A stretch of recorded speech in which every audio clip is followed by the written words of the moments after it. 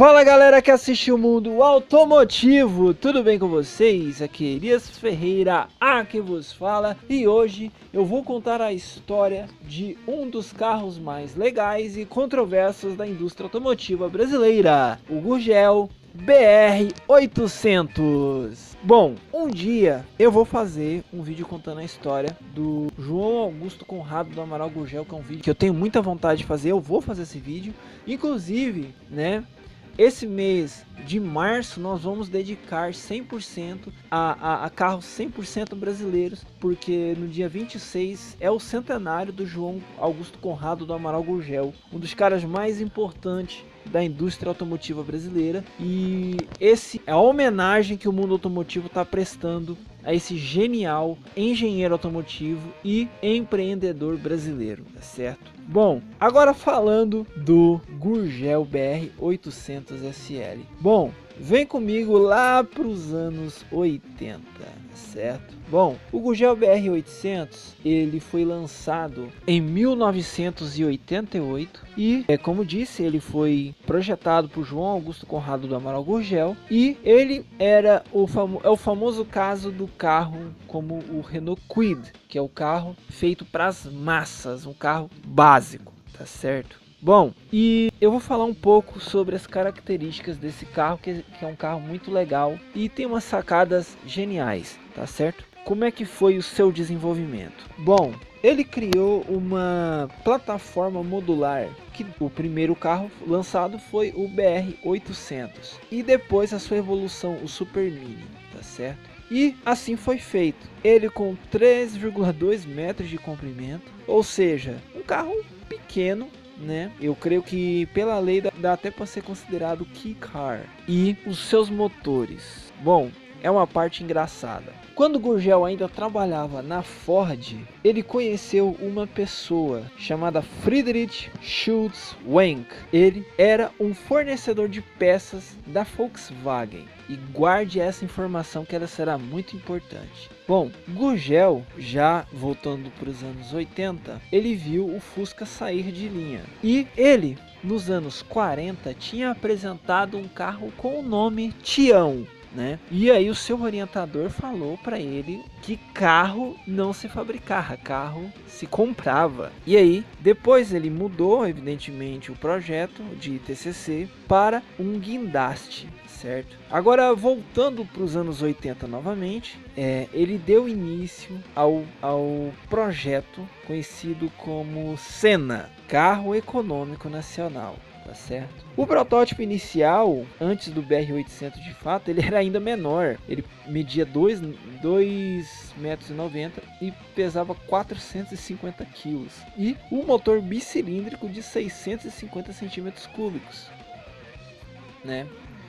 E ele era projetado, como disse, para ser o carro mais barato do país, que qualquer uma pessoa conseguisse comprar e saísse do ônibus, tá certo? Como disse para vocês, ele tinha criado essa plataforma modular para que criassem derivadas em cima, um chassi tubular revestido com fibra de vidro, né? E olha só que interessante, o BR800 era tração traseira e tinha uma transmissão similar à do Chevette de 4 velocidades, tá certo? Só que o primeiro revés que jogava contra o BR800, por ele ser tração traseira, ele não trazia a mesma vantagem que um carro com motor dianteiro e tração dianteira traz. Se você não entende que diferença que isso faz, assiste meu vídeo do Ford Corcel que você vai entender, né? Agora, vamos lá. Segundo medidas da época, ele era capaz de fazer até 15,9 km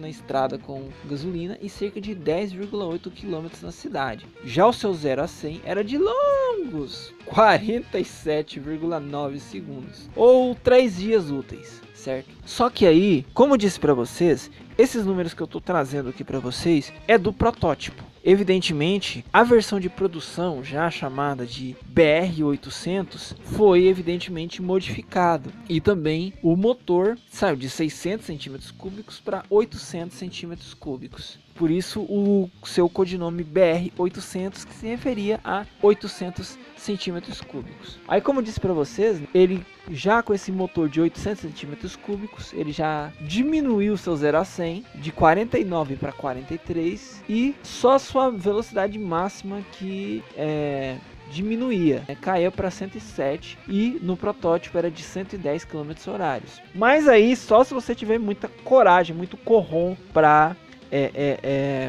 fazer isso, tá certo? E os seus consumos são bem interessantes, né? Ele chegava a fazer 18 km por litro na estrada e até 11 por litro na cidade. Ou seja, um carro muito econômico.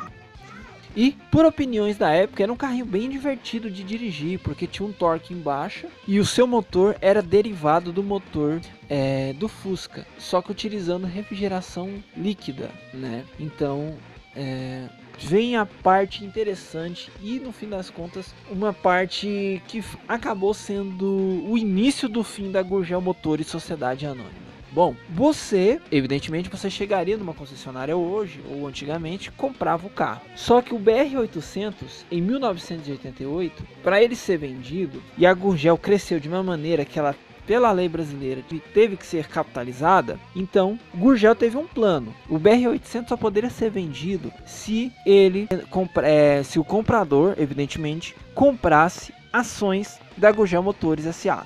Já em 88, como eu disse para vocês, um lote de 10 mil ações da empresa foram disponibilizados. E aí Gurgel, com uma audacidade grande em propagandas, e aí nossa editora, né, vai colocar magicamente a propaganda aí, né? E ele foi audaz, ele disse: se Henry Ford chamasse você para ser seu sócio, você toparia? Então, assim foi iniciado. E por incrível que pareça, muitas pessoas compraram o carro e a ação, evidentemente custando $3.000 na época, né? E era muito interessante, porque na época muitas pessoas pagavam 100% do ágio para andar por um carro 100% brasileiro, né? Só que aí, quando chega 1990, as coisas mudam, né? E aí, o presidente já é o Fernando Collor de Mello. E aí, o Fernando Collor de Mello tem um plano